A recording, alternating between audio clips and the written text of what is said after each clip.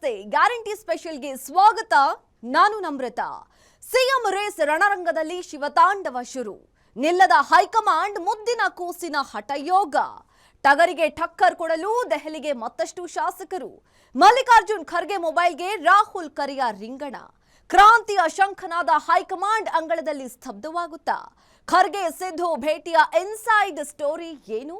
Vokkaliga Ahinda fight ನಡುವೆ 3D effect ಬಂದಿದ್ದು ಹೇಗೆ? ಇದುವೇ ಹೊತ್ತಿನ ವಿಶೇಷ. ಪರ ಶಿವ ಸಿದ್ಧ ಯುದ್ಧ.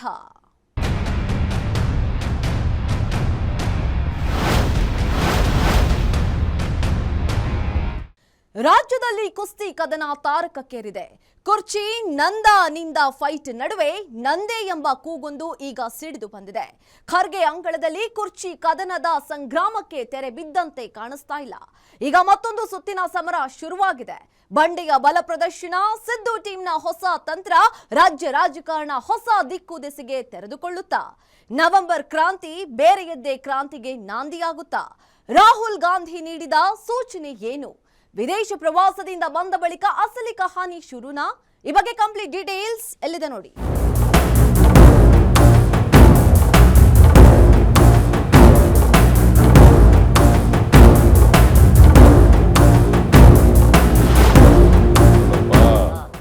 ನಾನು ಯಾವಾಗಲೂ ಡಲ್ಲಾಗ ಪ್ರಶ್ನೆನೇ ಇಲ್ಲ, ಗೊತ್ತಾಯ್ತಾ? ಡಲ್ಲಾಗೋದು ಇಲ್ಲ, ಅತಿ ಖುಷಿನೂ ಪಡೋದು ಇಲ್ಲ.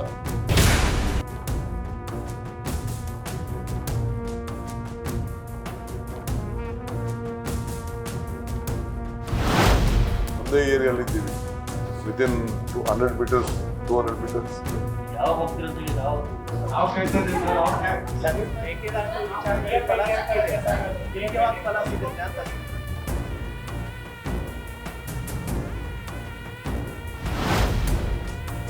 ಎಸ್, ರಾಜ್ಯ ಕಾಂಗ್ರೆಸ್ನಲ್ಲಿ ಈಗ ನಂಬರ್ ಕ್ರಾಂತಿ ಜೋರಾಗಿದೆ. ನವೆಂಬರ್ ಕ್ರಾಂತಿಯಿಂದ ನಂಬರ್ ಕ್ರಾಂತಿಗೆ ಶಿಫ್ಟ್ ಆದ ಅಖಾಡ ಈಗ ದೊಡ್ಡ ಹಲ್ಚಲ್ ಎಬ್ಬಿಸಿದೆ. ಒಂದು ಕಡೆ ಡಿಕೆ ಶಿವಕುಮಾರ್ ವಿಶ್ವಾಮಿತ್ರನ ಹಠಕ್ಕೆ ಬಿದ್ದಿದ್ದಾರೆ. ಮುಂದಿಟ್ಟ ಹೆಜ್ಜೆ ಹಿಂದೆ ಇಡಲು ಸಾಧ್ಯವೇ ಇಲ್ಲ ಅನ್ನೋ ಹಂತಕ್ಕೆ ಅವರ ಹಠಯೋಗ ತಲುಪಿದೆ. ಮತ್ತೊಂದು ಕಡೆ ಸಿಎಂ ಸಿದ್ದರಾಮಯ್ಯ ನಾನು ಯಾವತ್ತೂ ಡಲ್ ಆಗಲ್ಲ, ಆಗೋದೂ ಇಲ್ಲ ಅಂತ ಹೇಳುವ ಮೂಲಕ ಅಖಾಡದಿಂದ ಅಷ್ಟು ಸರಳವಾಗಿ ಹಿಂದೆ ಸರಿಯುವ ಆಸಾಮಿ ನಾನಲ್ಲ ಅನ್ನೋ ಸಂದೇಶ ಕೊಟ್ಟಿದ್ದಾರೆ. ಈ ಎಲ್ಲಾ ಹೇಳಿಕೆಗಳ ನಡುವೆಯೇ ಕೈಪಾಳಯದಲ್ಲಿ ನೂರಾರು ರಾಜಕೀಯ ಪಲ್ಲಟಗಳು ಆಗುತ್ತಿವೆ.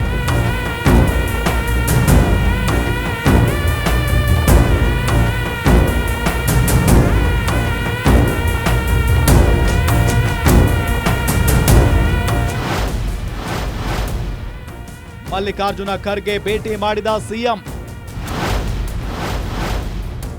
ಮಹಾನಾಯಕನ ಎದುರು ನಾನೇ ನಾಯಕ ಅಂದ್ರ ಸಿದ್ದು. 1.5 ಗಂಟೆ, ಬರೋಬ್ಬರಿ 1.5 ಗಂಟೆ ಸಿಎಂ ಸಿದ್ದರಾಮಯ್ಯ ಶನಿವಾರ ಎಐಸಿಸಿ ಅಧ್ಯಕ್ಷ ಮಲ್ಲಿಕಾರ್ಜುನ ಖರ್ಗೆ ಜೊತೆ ಮಾತನಾಡಿದ್ದಾರೆ. ಮಲ್ಲಿಕಾರ್ಜುನ ಖರ್ಗೆ ಜೊತೆ ನಡೆದ ಮಾತುಕತೆಯಲ್ಲಿ ಸಿದ್ದು ಪವರ್ ಬಿಟ್ಟು ಕೊಡುವ ಮಾತೇ ಇಲ್ಲ ಅಂತ ಪಟ್ಟು ಹಿಡಿದಿದ್ದರ ಬಗ್ಗೆ ಗುಸುಗುಸುಗಳು ಆಚೆ ಬರುತ್ತಿವೆ. ಅದರ ಜೊತೆ ಹಲವು ಅಸಮಾಧಾನಗಳನ್ನ ಕೂಡ ಸಿದ್ದು ಪಕ್ಷದ ಅಧ್ಯಕ್ಷರ ಮುಂದೆ ಇಟ್ಟಿದ್ದಾರಂತೆ. ಡಿಕೆ ಶಿವಕುಮಾರ್ ನನ್ನ ನಡುವೆ ಯಾವುದೇ ಮನಸ್ತಾಪಗಳಿಲ್ಲ, ಆದ್ರೆ ಆ ರೀತಿ ಇರೋದಾಗಿ ಹಲವರು ಸುದ್ದಿ ಹಬ್ಬಿಸುತ್ತಿದ್ದಾರೆ ಅಂತ ಬೇಸರ ವ್ಯಕ್ತಪಡಿಸಿದ್ದಾರೆ.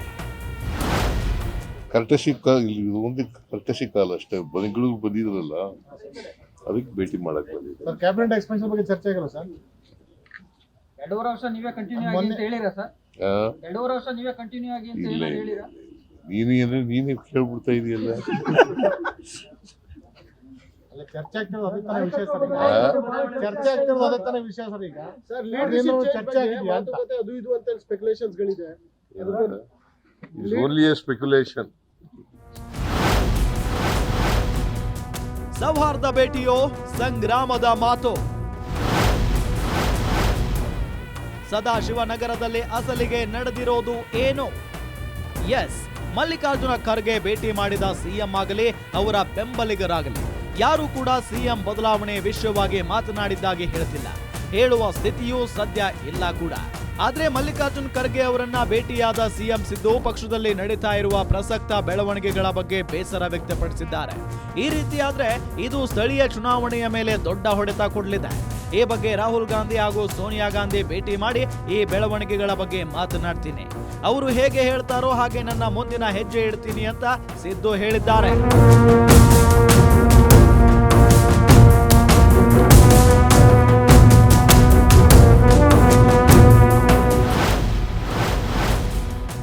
ಡಿಕೆ ಬೆಂಬಲಿಗರ ಬಹಿರಂಗ ಹೇಳಿಕೆ ವಿರುದ್ಧ ಕಿಡಿ.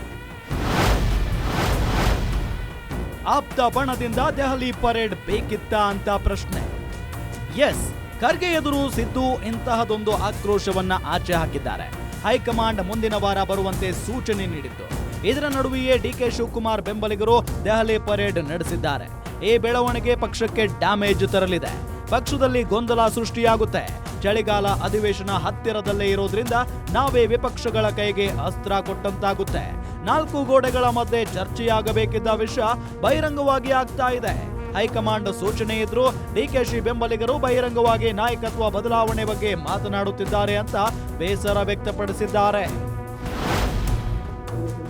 ಏನ್ ಡಿಸ್ಕಷನ್ ಆಯ್ತು ಸರ್? ಇಷ್ಟೊತ್ತು 1.5 ಗಂಟೆ ಇದ್ರು. ನೀವು ಇಷ್ಟೊಂದು ಟೈಮ್ ತಗೊಳ್ಳಲ್ಲ. ಯೂಶುವಲಿ ಯಾವತ್ತು 1.5 ಗಂಟೆ ತನಕ ಡಿಸ್ಕಷನ್ ಮಾಡೋದಿಲ್ಲ. ಸೌಹಾರ್ದ ಭೇಟಿ. ಒಂದು ಊಟ ಆದ್ರೆ ಮಾತ್ರ 1.5 ಗಂಟೆ ಇರ್ತೀರ. ಊಟನೂ ಮಾಡಿಲ್ಲ. ಊಟ ಮಾಡಿದ್ದೀನಿ, ಮಧ್ಯಾಹ್ನ ಊಟ ಮಾಡಿದ್ದೀನಿ, ಸಾಯಂಕಾಲ ತಿಂಡಿ ತಿಂದಿದ್ದೀನಿ.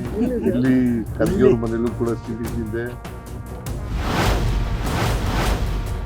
ಮಲ್ಲಿಕಾರ್ಜುನ ಖರ್ಗೆ ಬಳಿ ಸಿಗದ ಸ್ಪಷ್ಟ ಉತ್ತರ. ಮತ್ತೆ ದೆಹಲಿ ದಂಡಯಾತ್ರೆಗೆ ಸಜ್ಜಾದ ಶಿವಗಣ. ಎಸ್, ಸಿಎಂಗೂ ಮೊದಲು ಡಿಸಿಎಂ ಡಿಕೆಶಿ ಹಾಗೂ ಸಹೋದರ ಡಿಕೆ ಸುರೇಶ್ ಇಬ್ಬರು ಮಲ್ಲಿಕಾರ್ಜುನ ಖರ್ಗೆ ಅವರನ್ನ ಭೇಟಿ ಮಾಡಿ ಕೊಟ್ಟ ಮಾತಿಗೆ ತಪ್ಪಬೇಡಿ ಅಂತ ನೆನಪಿಸಿ ಬಂದಿದ್ರು. ಶನಿವಾರ ಸಿಎಂ ಕೂಡ ಖರ್ಗೆ ಮನೆಗೆ ಭೇಟಿ ನೀಡಿ ತಮ್ಮ ಅಸಮಾಧಾನ ಹಾಗೂ ನಿಲುವನ್ನ ಸ್ಪಷ್ಟಪಡಿಸಿ ಬಂದಿದ್ದಾರೆ. ಆದ್ರೆ ಸದಾಶಿವನಗರದಲ್ಲಿ ಶಿವಪಡೆ ಖುಷಿ ಪಡುವಂತ ಯಾವುದೇ ಸ್ಪಷ್ಟ ಉತ್ತರ ಬಂದಿಲ್ಲ. ಹೀಗಾಗಿ ಡಿಕೆ ಬಣ ಮತ್ತೆ ದೆಹಲಿಗೆ ದಂಡಯಾತ್ರೆ ನಡೆಸಲು ಸಜ್ಜಾಗಿದೆ. ಮತ್ತೊಮ್ಮೆ ಇಂದ್ರಪ್ರಸ್ಥದ ಅಂಗಳದಲ್ಲಿ ಶಕ್ತಿ ಪ್ರದರ್ಶನಕ್ಕೆ ಮುಂದಾಗಿದೆ. ರವಿವಾರವೇ ದೆಹಲಿಗೆ ಹಾರಲು 20 ಜನ ಶಾಸಕರು ಫ್ಲೈಟ್ಗಾಗಿ ಕಾಯ್ತಾ ಇದ್ದಾರೆ.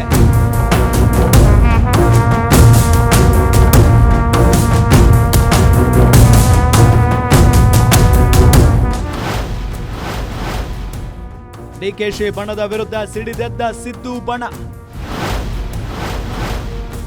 ಕೂಡಲೇ ಹೈಕಮಾಂಡ್ ಎಂಟ್ರಿಗೆ ಆಗ್ರಹ. ಸದ್ಯ ರಾಜ್ಯ ಸರ್ಕಾರದಲ್ಲಿ ಕುರ್ಚಿ ಕದನ ತಾರಕಕ್ಕೇರಿದೆ.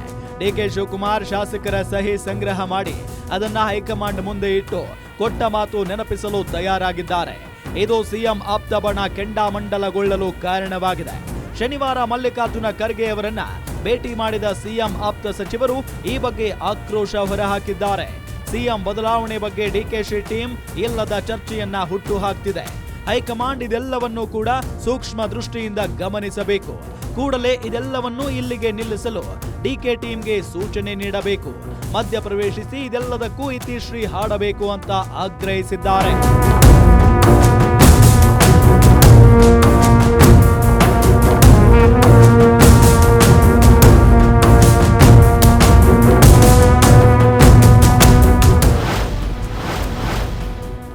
ಒಂದು ಬಾರಿ ಭೇಟಿಯಾಗಿ ಮೌನಕ್ಕೆ ಜಾರಿದ ಡಿಸಿಎಂ.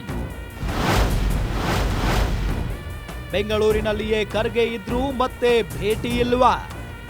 ಶುಕ್ರವಾರ ಬಂಡೆ ಬ್ರದರ್ಸ್ ಎಐಸಿಸಿ ಅಧ್ಯಕ್ಷ ಮಲ್ಲಿಕಾರ್ಜುನ್ ಖರ್ಗೆ ಅವರನ್ನ ಭೇಟಿ ಮಾಡಿ 1 ಗಂಟೆಗಳ ಕಾಲ ಮಾತನಾಡಿದ್ರು. ಸಿಎಂ ಬದಲಾವಣೆ ಆಗಲೇಬೇಕು ಅಂತ ಪಟ್ಟು ಹಿಡಿದು ಅಲ್ಲಿ ಗಟ್ಟಿಯಾಗಿ ಪ್ರಸ್ತಾಪಿಸಿದ್ರು. ಅದಾದ ಬಳಿಕ ಡಿಕೆ ಬ್ರದರ್ಸ್ ಮಲ್ಲಿಕಾರ್ಜುನ ಖರ್ಗೆ ಮನೆಯತ್ತ ಮುಖ ಮಾಡಿಲ್ಲ. ಅದು ಅಲ್ಲದೆ ಮಂಗಳವಾರದವರೆಗೂ ಮಲ್ಲಿಕಾರ್ಜುನ ಖರ್ಗೆ ಬೆಂಗಳೂರಿನಲ್ಲಿಯೇ ಉಳಿಯಲಿದ್ದಾರೆ. ಸದ್ಯ ಡಿಕೆಶಿ ಆಪ್ತರ ದೆಹಲಿ ದಂಡಯಾತ್ರೆಯಿಂದ ಪಕ್ಷದಲ್ಲಿ ಹಲವು ಗೊಂದಲಗಳು ಸೃಷ್ಟಿಯಾಗಿದ್ದಾವೆ. ಈ ಬಗ್ಗೆ ಮಾತನಾಡಲು ಡಿಕೆ ಶಿವಕುಮಾರ್ ಮತ್ತೊಮ್ಮೆ ಎಐಸಿಸಿ ಅಧ್ಯಕ್ಷರನ್ನ ಭೇಟಿ ಮಾಡಿ ಗೊಂದಲಗಳು ಸೃಷ್ಟಿಯಾದ ಬಗ್ಗೆ ಸ್ಪಷ್ಟೀಕರಣ ಕೊಡಲಿದ್ದಾರೆ ಅಂತ ಹೇಳಲಾಗ್ತಿದೆ.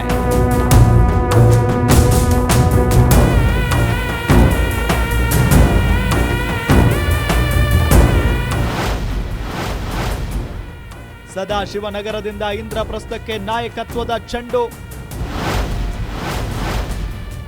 ನವೆಂಬರ್ 26ರ ಬಳಿಕ ಆಚೆ ಬರಲಿದೆಯಾ ಮಹಾ ನಿರ್ಧಾರ? ಎಸ್, ಬೆಂಗಳೂರಿನ ಮಲ್ಲಿಕಾರ್ಜುನ ಖರ್ಗೆ ನಿವಾಸ ಕಳೆದ 2 ದಿನಗಳಿಂದ ಪವರ್ ಹೌಸ್ ಆಗಿ ಮಾರ್ಪಟ್ಟಿತ್ತು. ಅವರ ನಿವಾಸದಲ್ಲಿಯೇ ಎಲ್ಲಾ ಗೊಂದಲಗಳಿಗೆ ತೆರೆ ಬೀಳಲಿದೆ ಅಂತಲೇ ಭಾವಿಸಲಾಗಿತ್ತು. ಆದ್ರೆ ಅದು ಈಗ ಹುಸಿಯಾಗಿದೆ. ಅದಕ್ಕೆ ಕಾರಣ ವಿಪಕ್ಷ ನಾಯಕ ರಾಹುಲ್ ಗಾಂಧಿ ಅವರ ಆ ಒಂದು ಕರೆ. ಮಲ್ಲಿಕಾರ್ಜುನ್ ಖರ್ಗೆ ಅವರ ಮೊಬೈಲ್ಗೆ ಬಂದ ಆ ಕರೆ ನಾಯಕತ್ವ ಬದಲಾವಣೆಯ ಚೆಂಡನ್ನ ದೆಹಲಿಗೆ ರವಾನಿಸಿದೆ. ಸದ್ಯ ರಾಹುಲ್ ವಿದೇಶ ಪ್ರವಾಸದಲ್ಲಿದ್ದಾರೆ. ನವೆಂಬರ್ 26ಕ್ಕೆ ವಾಪಸ್ ಬರೋ ಸಾಧ್ಯತೆ ಇದೆ. ಅದಾದ ಬಳಿಕ ನಾಯಕತ್ವ ಬದಲಾವಣೆಗೆ ಸಂಪೂರ್ಣ ತೆರೆ ಬೀಳುವುದು ಫಿಕ್ಸ್ ಎನ್ನಲಾಗ್ತಿದೆ.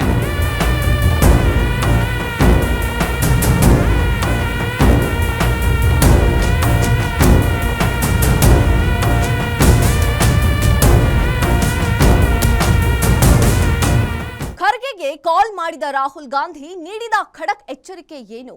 ಸದಾಶಿವನಗರದಿಂದ ದೆಹಲಿ ಅಂಗಳಕ್ಕೆ ನಾಯಕತ್ವ ಬದಲಾವಣೆಯ ಮಾತು ಶಿಫ್ಟ್ ಆಗಿದ್ದು ಹೇಗೆ? ಒಕ್ಕಲಿಗ ಅಹಿಂದ ನಾಯಕರ ನಡುವೆ ಎದ್ದಿದ್ದ ಫೈಟ್ ಮಧ್ಯೆ ದಲಿತ ನಾಯಕರು ಸಿಡಿದು ಬಂದಿದ್ದು ಯಾಕೆ? ಡಿಕೆ ಸಿದ್ದು ಹೂಡಿದ ಆಟದಲ್ಲಿ ಗೆಲುವು ಯಾರದ್ದು? ಈಗಾಗಲೇ ಶುರುವಾಗಿದ್ಯಾ ಕುದುರೆ ವ್ಯಾಪಾರ? ಒಬ್ಬ ಶಾಸಕನ ಬೆಂಬಲಕ್ಕೆ ಎಷ್ಟು ಕೋಟಿ? ಬಿಜೆಪಿ ನಾಯಕರು ಮಾಡ್ತಾ ಇರೋ ಆರೋಪಗಳೇನು? ಸಿಎಂ ರೇಸ್ಗಾಗಿ ದ್ವಿಪಕ್ಷೀಯ ಸರಣಿ ಆಟ ಈಗ ತ್ರಿಕೋನ ಸರಣಿಯಾಗಿ ಮಾರ್ಪಟ್ಟಿದೆ. ಫೈಟ್ನಲ್ಲಿ ಎಂಟ್ರಿ ಕೊಟ್ಟ ಮೂರನೇ ನಾಯಕ ಯಾರು? ನಾನು ಸಿಎಂ ಎಂದು ಪರಮಾಕಾಂಕ್ಷೆ ವ್ಯಕ್ತಪಡಿಸಿದವರು ಯಾರು? ಇಬ್ಬರ ಕಿತ್ತಾಟದ ಮಧ್ಯೆ ಪಟ್ಟಕ್ಕೇರುತ್ತಾರಾ ಆ ನಾಯಕರಲ್ಲಿ ಒಬ್ಬರು? ಒಕ್ಕಲಿಗ ಅಹಿಂದ ಫೈಟ್ ನಡುವೆ ದಲಿತ ಕಾರ್ಡ್ ಪ್ಲೇ ಆಗಿದ್ದು ಯಾಕೆ? ಇದು ಯಾರು ಹೂಡಿದ ಬಾಣ? ಬಿಟ್ಟ ಬಾಣ ಗುರಿ ತಲುಪಿದ್ಯಾ? ಕುರ್ಚಿ ಕದನದ ಬಗ್ಗೆ ವಿಪಕ್ಷ ನಾಯಕರ ಆರೋಪಗಳೇನು? ಶಾಸಕರಿಗೆ ಈಗಾಗಲೇ ರೇಟ್ ಫಿಕ್ಸ್ ಮಾಡಲಾಗಿದ್ಯಾ? ಈ ಬಗ್ಗೆ ಡೀಟೇಲ್ಸ್ ಎಲ್ಲಿದೆ ಬನ್ನಿ ನೋಡೋಣ.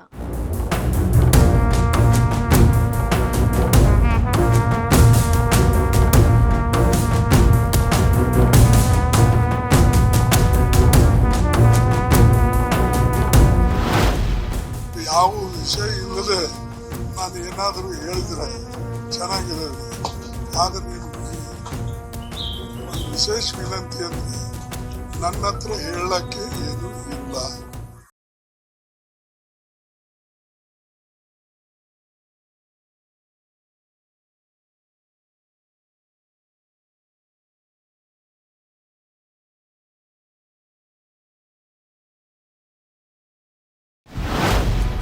ಏನಿರೋದು ಹೈಕಮಾಂಡ್ ಮಾಡ್ತದೆ. ಅದಕ್ಕಾಗಿ ನಾವು ಇದ್ರ ಬಗ್ಗೆ ಹೆಚ್ಚಿನ ತಲೆ ಕೆಡಿಸ್ಕೊಳ್ತಕ್ಕಂಥದ್ದು ಸರಿಯಲ್ಲ.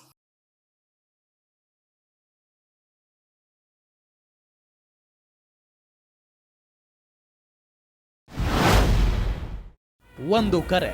ಮಲ್ಲಿಕಾರ್ಜುನ ಖರ್ಗೆ ಮೊಬೈಲ್ಗೆ ಬಂದ ಒಂದೇ ಒಂದು ಕರೆಯ ರಿಂಗಣ ಇಡೀ ರಾಜ್ಯ ಕಾಂಗ್ರೆಸ್ ರಾಜಕಾರಣವನ್ನ ಈಗ ದೆಹಲಿಗೆ ಶಿಫ್ಟ್ ಮಾಡಿದೆ. ಆ ಒಂದು ಕರೆಯೇ ಈಗ ಖರ್ಗೆ ಅವರ ಬಾಯಲ್ಲಿ ಈ ಮಾತನ್ನು ಹೊರಡಿಸಿದೆ. ನನ್ನ ಹತ್ರ ಹೇಳಲು ಏನೂ ಇಲ್ಲ, ಏನೂ ಇಲ್ಲದಾಗ ನಾನು ಏನಾದ್ರೂ ಹೇಳೋದು ತಪ್ಪಾಗುತ್ತೆ ಅನ್ನೋ ಮೂಲಕ ಕರ್ನಾಟಕದ games of Thrones fight Delhi ಅಂಗಳಕ್ಕೆ ಶಿಫ್ಟ್ ಮಾಡಿದ್ದಾರೆ. ಅಲ್ಲಿಗೆ ಇದು ಅಂತಿಮವಾಗಿ ಬಗೆಹರಿಯೋದು ದೆಹಲಿಯಲ್ಲಿಯೇ ಅಂತ ಫಿಕ್ಸ್ ಆಗಿದೆ.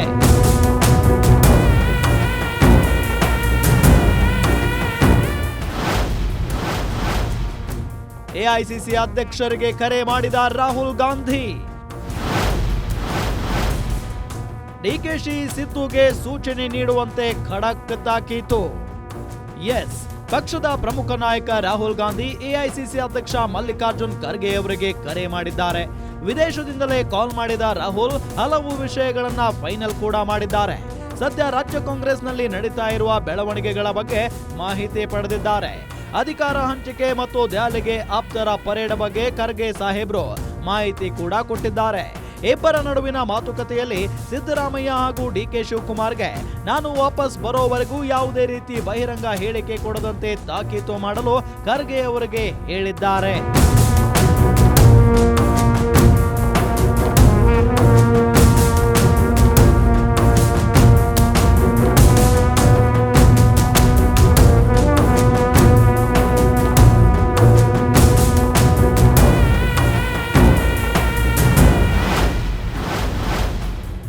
ಪವರ್ ಶೇರಿಂಗ್ ಚರ್ಚೆಗೆ ಸಾಕಷ್ಟು ಸಮಯ ಬೇಕು. ವಿದೇಶದಿಂದ ವಾಪಸ್ ಬರ್ತಿದ್ದಂತೆ ಬರಲಿದೆ ಪುಲಾವ್. ಫೋನ್ ಮೂಲಕ ಮಲ್ಲಿಕಾರ್ಜುನ್ ಖರ್ಗೆ ಜೊತೆ ಸಂಭಾಷಣೆ ನಡೆಸಿದ ರಾಹುಲ್ ಗಾಂಧಿ ಪವರ್ ಶೇರಿಂಗ್ ವಿಚಾರ ರಾಷ್ಟ್ರೀಯ ಮಾಧ್ಯಮಗಳಲ್ಲೂ ಚರ್ಚೆ ಆಗ್ತಿದೆ. ಇದೆಲ್ಲ ಈ ಮಟ್ಟಕ್ಕೆ ಹೋಗಿದ್ದು ಹೇಗೆ ಅಂತ ಬೇಸರ ವ್ಯಕ್ತಪಡಿಸಿದ್ದಾರೆ. ವಿದೇಶದಿಂದ ವಾಪಸ್ ಬಂದ ಬಳಿಕ ಸಿದ್ದು ಹಾಗೂ ಡಿಕೆಶಿಗೆ ದೆಹಲಿಗೆ ಬುಲಾವ್ ನೀಡಲಾಗುವುದು. ಪವರ್ ಶೇರಿಂಗ್ ಬಗ್ಗೆ ಚರ್ಚೆ ಮಾಡಲು ಸಾಕಷ್ಟು ಸಮಯ ಬೇಕು. ಹೀಗಾಗಿ ಉಭಯ ನಾಯಕರಿಗೆ ಹೈಕಮಾಂಡ್ ತೀರ್ಮಾನಕ್ಕೆ ಬದ್ಧರಾಗಿರಲು ಮಾನಸಿಕವಾಗಿ ಸಿದ್ಧರಾಗಿರುವಂತೆ ಸೂಚನೆ ನೀಡಿದ್ದಾರೆ.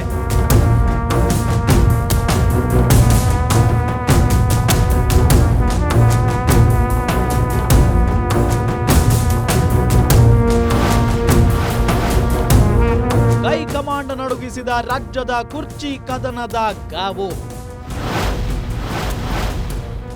ರಾಹುಲ್ ಗಾಂಧಿಗೆ ಕಾಡ್ತಿದೆಯಾ ಆ ಒಂದು ಭಯ?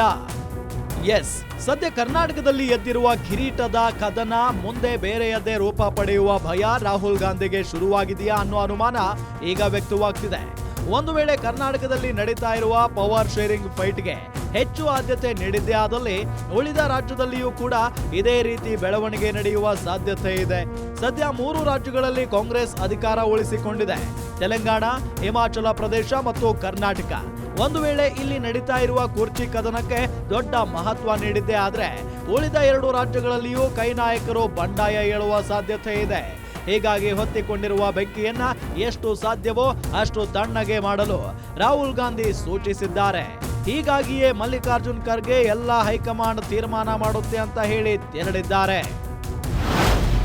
ನನಗೆ ಬಹಳ ಬೇಜಾರಾಗಿದೆ. ಯಾಕಂದ್ರೆ ಯಾವ ವಿಷಯ ಇಲ್ಲದೆ ನಾನು ಏನಾದರೂ ಹೇಳಿದ್ರೆ ಚೆನ್ನಾಗಿರೋದಿಲ್ಲ.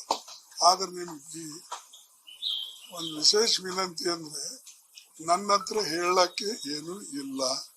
ಮತ್ತು ನಾನು ದಯವಿಟ್ಟು ಯಾವ ವಿಚಾರದಲ್ಲೂ ಕೂಡ ಇದ್ರ ಬಗ್ಗೆ ಏನು ಈಗ ನಡೆದಂತ ವಿದ್ಯಮಾನ ಬಗ್ಗೆ ಹೇಳ್ತಕ್ಕಂಥದ್ದು ಇಲ್ಲ. ಅದಕ್ಕಾಗಿ ತಾವು ಪದೇ ಪದೇ ಇಲ್ಲಿ ನಿಂತು ನಿಮ್ಮ ಸಮಯನೂ ಹಾಳ ಮತ್ತು ನನಗೂ ಬೇಜಾರಾಗ್ತಾ ಇದೆ. ಬಿಸಿಲಲ್ಲಿ, ಚಳಿಯಲ್ಲಿ ನಿಂತು. ಅದಕ್ಕೆ ದಯವಿಟ್ಟು ಏನಿರೋದು ಹೈಕಮಾಂಡ್ ಮಾಡ್ತದೆ. ಅದಕ್ಕಾಗಿ ತಾವು ಇದ್ರ ಬಗ್ಗೆ ಹೆಚ್ಚಿನ ತಲೆ ಕೆಡಿಸ್ಕೊಳ್ತಕ್ಕಂಥದ್ದು ಸರಿಯಲ್ಲ. ಇಷ್ಟು ಹೇಳುವ ಮೂಲಕ ಮಲ್ಲಿಕಾರ್ಜುನ್ ಖರ್ಗೆ ಕುರ್ಚಿ ಕದನದ ಭಾರವನ್ನ ಗಾಂಧಿ ಕುಟುಂಬದ ಹೆಗಲಿನ ಮೇಲೆ ಹೇರಿದ್ದಾರೆ. ಈ ಎಲ್ಲ ಬೆಳವಣಿಗೆಗಳ ಮಧ್ಯೆಯೇ ಮತ್ತೊಂದು ಕಿಡಿ ಸಿಡಿದಿದೆ. ಒಕ್ಕಲಿಗ ಅಹಿಂದ ನಾಯಕರ ನಡುವೆ ನಡೆಯುತ್ತಿದ್ದ ಗೇಮ್ಸ್ ಆಫ್ ಥ್ರೋನ್ಸ್ ನಲ್ಲಿ ಈಗ ದಲಿತ ನಾಯಕರು ಎಂಟ್ರಿ ಕೊಟ್ಟಿದ್ದಾರೆ. ನಾನು ಕೂಡ ಸಿಎಂ ರೇಸ್ ನಲ್ಲಿದ್ದೀನಿ ಅಂತ ಹೇಳುವ ಮೂಲಕ ಹೊಸ ಬಾಂಬ್ ಸಿಡಿಸಿದ್ದಾರೆ ಆ ನಾಯಕ.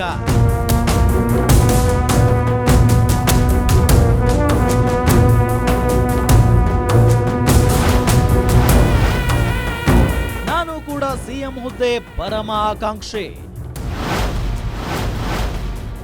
ಹೊಸ ಬಾಂಬ್ ಸ್ಫೋಟಿಸಿದ ಗೃಹ ಸಚಿವ ಪರಂ. ಸರ್, ನೀವು ಸಿಎಂ ರೇಸಲ್ಲಿ ಇದ್ದೀರಾ? ನಾವ್ ಯಾವಾಗ್ಲೂ ರೇಸಲ್ಲಿ ಇರ್ತೀವಿ ಕಣ್ರಿ, ಅದೇನೋ ದೊಡ್ಡ ವಿಚಾರ. ನಾವ್ ಯಾವಾಗ್ಲೂ ರೇಸಲ್ಲಿ ಇರ್ತೀವಿ ಕಣ್ರಿ, ಅದೇನೋ ದೊಡ್ಡ ವಿಚಾರ. ಗೃಹ ಸಚಿವ ಡಾಕ್ಟರ್ ಜಿ ಪರಮೇಶ್ವರ್ ಅವರ ಈ ಒಂದೇ ಒಂದು ಹೇಳಿಕೆ ಈಗ ರಾಜಕಾರಣದಲ್ಲಿ ಹಲ್ಚಲ್ ಎಬ್ಬಿಸಿದೆ. ಸಿಎಂ ಕುರ್ಚಿ ಕದನ ಬೇರೆಯದ್ದೇ ಆಯಾಮ ಪಡೆದುಕೊಳ್ಳುವ ಸೂಚನೆ ನೀಡಿದೆ. ಅದಕ್ಕೆ ಕಾರಣ, ಯಾವಾಗ ಸರ್ಕಾರ 2.5 ವರ್ಷ ಪೂರ್ಣಗೊಳಿಸಲು ಹತ್ತಿರ ಬಂದಿತ್ತು ಆಗಿನಿಂದಲೇ ದಲಿತ ಸಿಎಂ ಕೂಗು ಮತ್ತೆ ಮುನ್ನೆಲೆಗೆ ಬಂದಿತ್ತು. ಸತೀಶ್ ಜಾರಕಿಹೊಳಿ, ಪರಮೇಶ್ವರ್ ಸೇರಿ ಹಲವು ನಾಯಕರಿಗೆ ಸಿಎಂ ಆಗಲು ಈ ಬಾರಿ ಅವಕಾಶ ನೀಡಬೇಕು ಅಂತ ಅವರ ಅಭಿಮಾನಿಗಳು ಬ್ಯಾನರ್ಗಳನ್ನ ಹಿಡಿದು ಬೀದಿಗೆ ಬಂದು ಆಗ್ರಹಿಸಿದ್ದರು. ಈಗ ಪರಮೇಶ್ವರ್ ಈ ಹೇಳಿಕೆ ನೀಡುವ ಮೂಲಕ ಅದಕ್ಕೆ ಮತ್ತಷ್ಟು ಬಲ ತುಂಬಿದ್ದಾರೆ. ಸರ್, ನೀವು ಸಿಎಂ ರೇಸಲ್ಲಿ ಇದ್ದೀರಾ ಅಂತ? ನಾವ್ ಯಾವಾಗ್ಲೂ ರೇಸಲ್ಲಿ ಇರ್ತೀವಿ ಕಣ್ರಿ, ಅದೇನೋ ದೊಡ್ಡ ವಿಚಾರ. ನಾವ್ ಯಾವಾಗ್ಲೂ ರೇಸಲ್ಲಿ ಇರ್ತೀವಿ ಕಣ್ರಿ, ಅದೇನೋ ದೊಡ್ಡ ವಿಚಾರ. ಡಿಕೆ ಶಿವಕುಮಾರ್ ಕಟ್ಟಿ ಹಾಕಲು ಹೊಸ ತಂತ್ರ. ದ್ವಿಪಕ್ಷೀಯ ಸರಣಿಯಾಟ ತ್ರಿಕೋನ ಸರಣಿಯಾಗಿದ್ದು ಹೇಗೆ?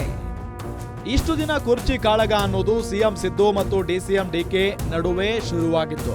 ಒಕ್ಕಲಿಗ ನಾಯಕ ವರ್ಸಸ್ ಅಹಿಂದ ನಾಯಕ ಅನ್ನೋ ದ್ವಿಪಕ್ಷೀಯ ಕುರ್ಚಿ ಪಂದ್ಯಾವಳಿ ಚಾಲನೆಯಲ್ಲಿತ್ತು.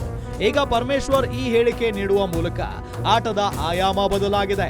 ಸಿಎಂ ರೇಸ್ನಲ್ಲಿ ದಲಿತ ನಾಯಕರು ಇದ್ದಾರೆ ಅನ್ನೋ ಸೂಚನೆ ಕೊಡುವ ಮೂಲಕ ದ್ವಿಪಕ್ಷೀಯ ಕಾಳಗ ಈಗ ತ್ರಿಕೋನ ಸರಣಿಯಾಗಿ ಬದಲಾಗಿದೆ.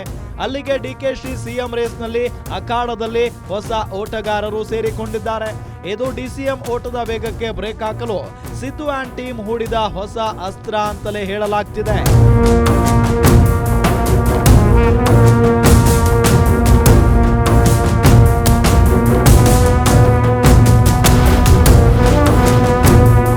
ಪರಂ ಜಗದೀಶ್ ಬಳಿಕ ಮುನಿಯಪ್ಪ ರೇಸ್ಗೆ ಎಂಟ್ರಿ.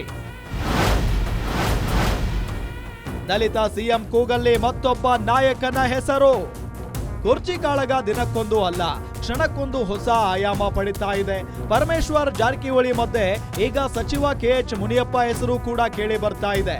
ದೇವನಹಳ್ಳಿ ಕಾಂಗ್ರೆಸ್ ನಾಯಕರಿಂದ ಕೆಎಚ್ ಮುನಿಯಪ್ಪಗೆ ಈ ಬಾರಿ ಸಿಎಂ ಸ್ಥಾನ ನೀಡಬೇಕು. ಅವರು ಸಿದ್ದರಾಮಯ್ಯಗಿಂತ ಉತ್ತಮ ಆಡಳಿತ ಕೊಡ್ತಾರೆ. ಮುಂದಿನ ಸಿಎಂ ಸ್ಥಾನವನ್ನ ಮಾದಿಗ ಸಮುದಾಯದ ಸರ್ವೋಚ್ಚ ನಾಯಕ ಮುನಿಯಪ್ಪನವರಿಗೆ ಕೊಡಬೇಕು ಅಂತ ಸೋಷಿಯಲ್ ಮೀಡಿಯಾಗಳಲ್ಲಿ ಕೂಗು ಎದ್ದಿದೆ. We stand with KH Muniyappa ಅಭಿಯಾನ ಈಗ ಸಾಮಾಜಿಕ ಜಾಲತಾಣಗಳಲ್ಲಿ ಜೋರಾಗಿ ಕೇಳಿ ಬರ್ತಿವೆ.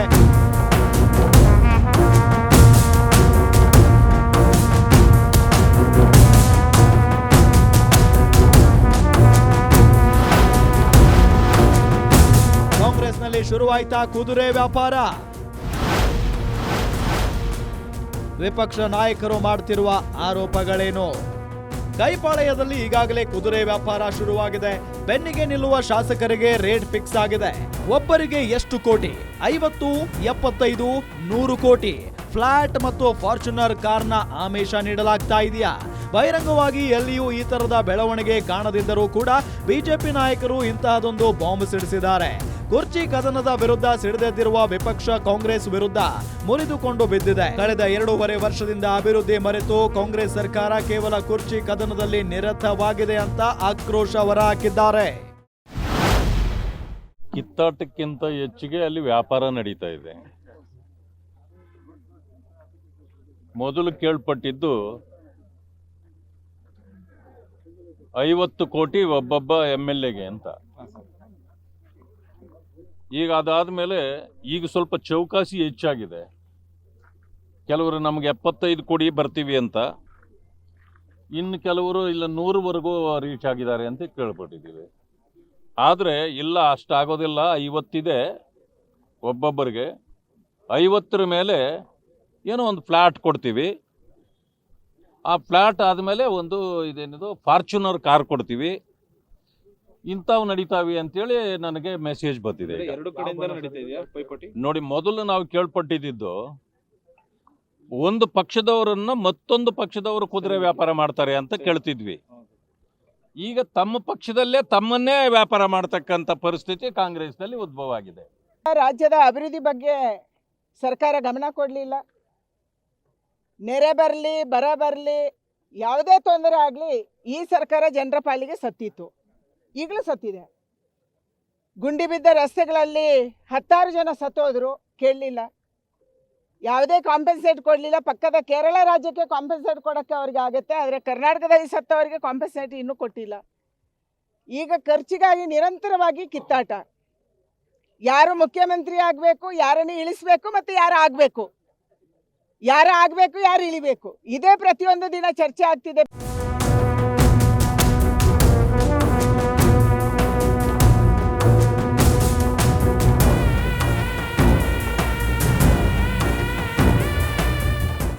ಡಿಕೆಶಿ ನಡುವಿನ ಕುರ್ಚಿ ಕದನ ದಿನದಿಂದ ದಿನಕ್ಕೆ ದೊಡ್ಡ ಕಾವು ಪಡೆದುಕೊಳ್ತಾ ಇದೆ. ಸದ್ಯ ನಾಯಕತ್ವ ಬದಲಾವಣೆಯ ಈ ಬಡಿದಾಟ ದೆಹಲಿಗೆ ಶಿಫ್ಟ್ ಆಗಿದೆ. ರಾಹುಲ್ ಗಾಂಧಿ ಯಾರ ಹೆಗಲ ಮೇಲೆ ಕೈ ಇಡ್ತಾರೋ ಅವರೇ ಸಿಎಂ ಆಗಲಿದ್ದಾರೆ. ದೆಹಲಿಯಲ್ಲಿ ಸಂಧಾನ ನಡೆಯಲಿದೆಯೋ, ಹೊಸ ಸಂಗ್ರಾಮಕ್ಕೆ ಶ್ರೀಕಾರ ಬೀಳಲಿದೆಯೋ ಅನ್ನೋದು ಇನ್ನೇನು ಕೆಲವೇ ದಿನಗಳಲ್ಲಿ ಗೊತ್ತಾಗಲಿದೆ. ಇದಾಗಿತ್ತು ಈ ಹೊತ್ತಿನ ವಿಶೇಷ. ನೋಡ್ತಾ ಇರಿ ಗ್ಯಾರಂಟಿ ನ್ಯೂಸ್, ಸುದ್ದಿ ಖಚಿತ, ನ್ಯಾಯ ನಿಶ್ಚಿತ.